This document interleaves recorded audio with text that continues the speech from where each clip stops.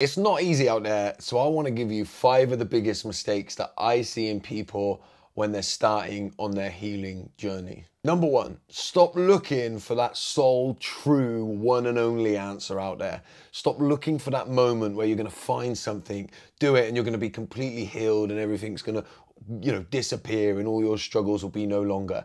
It doesn't exist. There's lots of modalities out there to try, and I think you should get out there and try them all. Use them, and when they work in the moment, run with them, take them, have fun with them, but understand that this is a messy, complex journey with no ending, and it's more about dancing in the moment.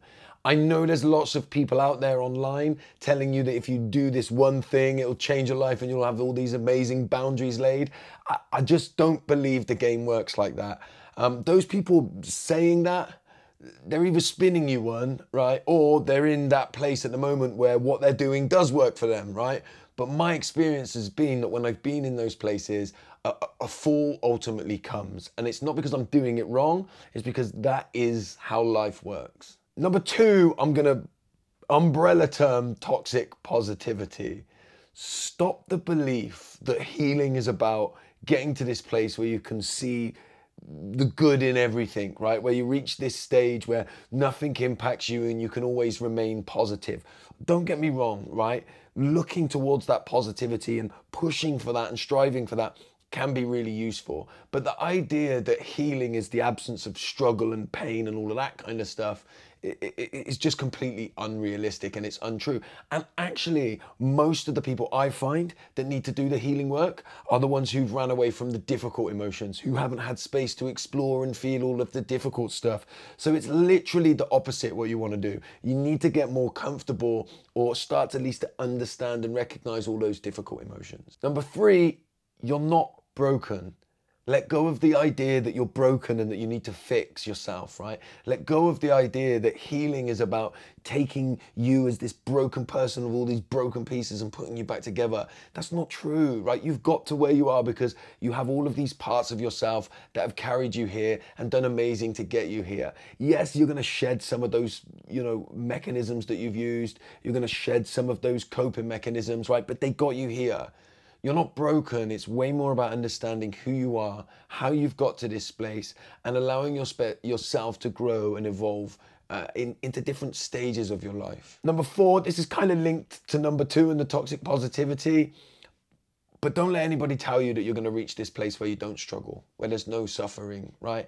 Any spiritual text over the ancient history since the beginning of time, philosophers have been saying and understanding that suffering is part of life. And actually running away from that and trying to reach this place where you're not going to suffer in itself is dysfunctional. And actually what you want to try and do is make sense of your suffering, right? Listen to your body, make sense of your pain and understand why it's there. And number 5, don't let anybody tell you that numbing out, right, or escapism is completely bad and you need to rid yourself of that. This is bypassing, all right? Life is hard. We've talked about it.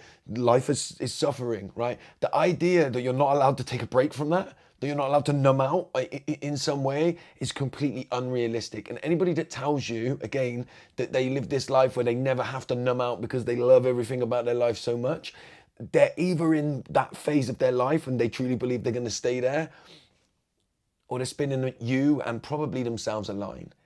Like, you don't want to get caught in this kind of toxic cycle of always numbing out and never allowing yourself to feel. But life is hard. We get overwhelmed, right? Especially when you're still experiencing some kind of abuse or you've got toxic things going on in your life, right? You're gonna need that escapism. Do I think it will be helpful if you look for ways to do that are more healthy than some of the ways that you have now? Probably. Do I think that it's unrealistic to think that you're just going to live this kind of completely nourished, amazing life where you never numb out and never do things to escape the ways that you're feeling? I think that's unrealistic. But what I do think is that with all of these things, when you reach a level of self-awareness, when you can start to notice and be curious about why you're doing things, then every moment becomes a teaching moment and every moment becomes an opportunity to heal when we understand that healing isn't about fixing and changing and becoming this better, amazing person. It's about acceptance and awareness of who we are and why we show up to the world in the way that we do.